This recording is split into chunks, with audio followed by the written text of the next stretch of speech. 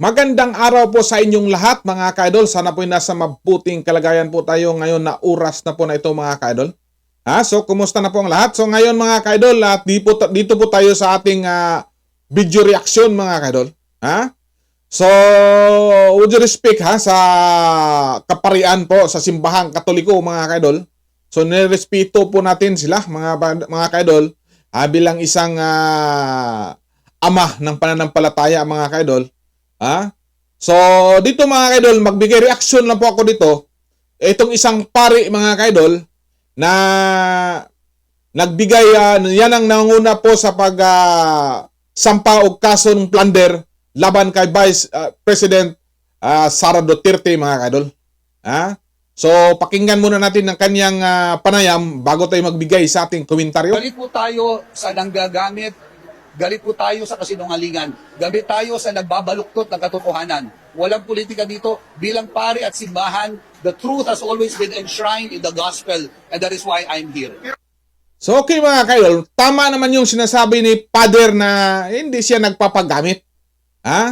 Kung ayaw mo sa kasinungalingan, Father, would you respect to you? At sa ngayong sitwasyon natin, lalo na po sa mga talamak na korupsyon, mga isyu sa pagnanakaw sa pera ng bayan, don't tell me, Father, na hindi mo alam na anong nangyayari sa ating sitwasyon. Yung nakita mo lang, yung kay BP Sara lang.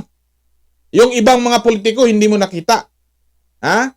So, imposible mga ka-idol na hindi alam ni Father itong ibang sitwasyon.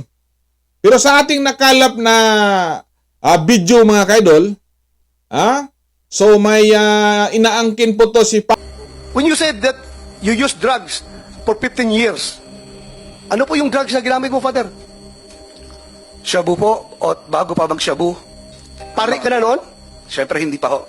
Hindi ka pa pare? Natural po. So, 15 years. How old ka nag-start gumamit na Shabu?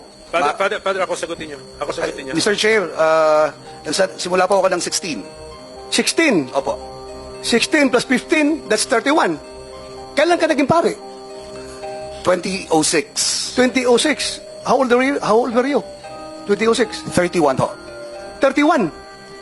So meaning, nasa loob ka pa ng seminaryo, gumagamit ka na Meron Shabu. po akong tinatawag na relapse, Mr. Chair. Relapse.